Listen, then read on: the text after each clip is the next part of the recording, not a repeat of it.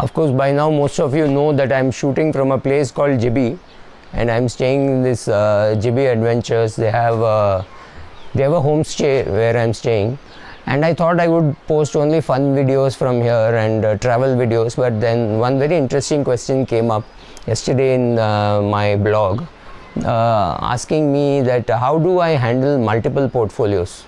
So if this is a good question asked by a viewer called Sunil, and he asked me that I manage my portfolio, my parents' portfolio, and parents also his mother's portfolio, father's portfolio. They're married, they're staying together.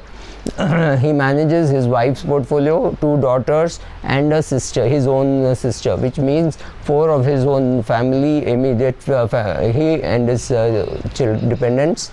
Parents are not dependent on him, but he is managing their portfolio, that is 4 plus 2, 6, plus his sisters and brother-in-law. So 7 portfolios is what he is managing, and all of them have direct equity, all of them have mutual funds.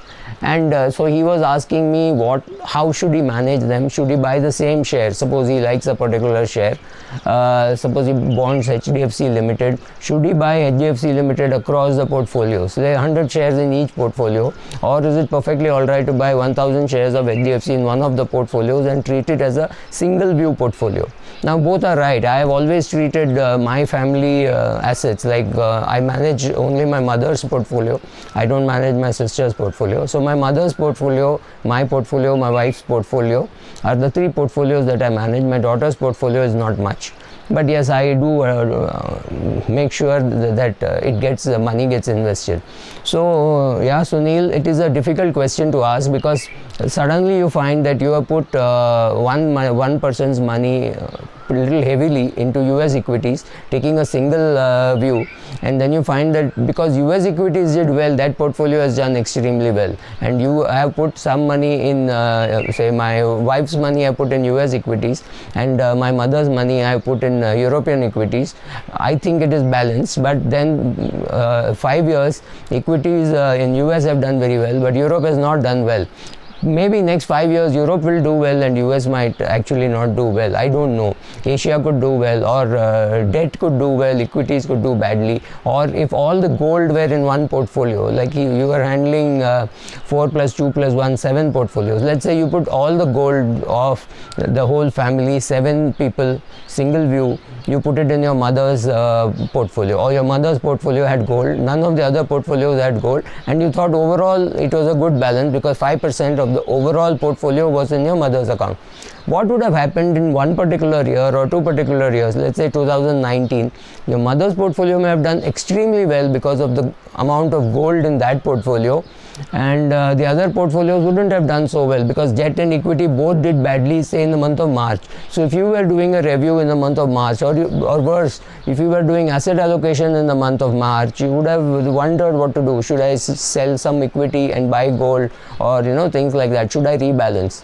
So I think taking a single view doesn't really matter. You should take a single view, and if necessary you should rebalance. Assuming for a minute your daughters are 8 years and 11 years of age, or both are minor and they've got a long way to go, you should not worry about that, because again you take a view that I need this money only after 10 years.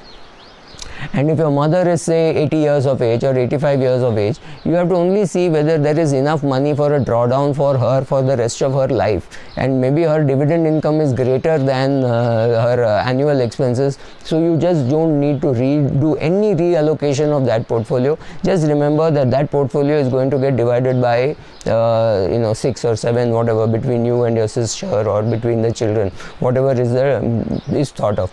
But there is one thing which is nice to do. Suppose you are managing your portfolio, your sister's portfolio and your mother's portfolio, and your mother's portfolio is going to be divided equally between you and your sister. It is nice to open a Demat account. Let us say you open one Demat account in HDFC Bank with you as the first name and your mother as the second name, with your mother as the first name and you as the second name, and your wife as the nominee. You open another account where your mother is the first name, your sister is the second holder, and your brother-in-law as the nominee, or even as the third holder. Doesn't really matter, because what will happen is, on the death of your mother, the shares will get, you will have to open a new demat account which will be your name and your wife's name, or just your name if you're the only person joined with you is your mother. After her death you will have to open a new account with your name and all the shares will get transferred there. After that you can do whatever you want. Now you can do one step better. If suppose this money is going to be divided among 4 grandchildren, you can open 4 demat accounts, one in HDFC Bank, one in ICICI Bank, one in another XYZ bank. I prefer banks over broking companies, and make sure that the same thing is written in the will, just in case tomorrow there is a problem. Don't have a nomination very different from the will. Now this is absolutely cleanliness, basic hygiene which you have to do in the portfolio. Other than that, take the starting point of the portfolio and see the ending point. Some people have tremendous luck and some portfolios will do very well over a period of time. It is just you bought HDFC Limited for one person and you bought Yes Bank for another person, and you found that over the next 5 years, I am not talking about the past 5 years, that Yes Bank percentage gain was greater than HDFC Limited. Am I predicting something? No, but I am saying this is likely to play out as a scenario with some other 2 companies. Let's say you bought something not so expensive for one person and something expensive for the other person, and the expensive share actually went up. You put a lot of money in FANG and FANG kept on going up till say 2026. We do not know what is going to happen, so don't be too much worried. If you don't require the money, let it grow.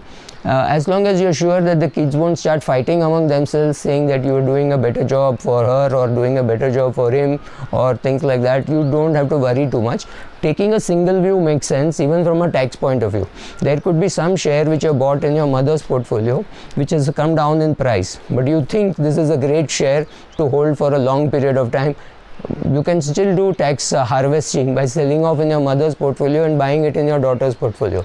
Perfectly alright. Tax harvesting. You book the losses in your mother's portfolio and you bought the share, you took a fresh position in your daughter's portfolio.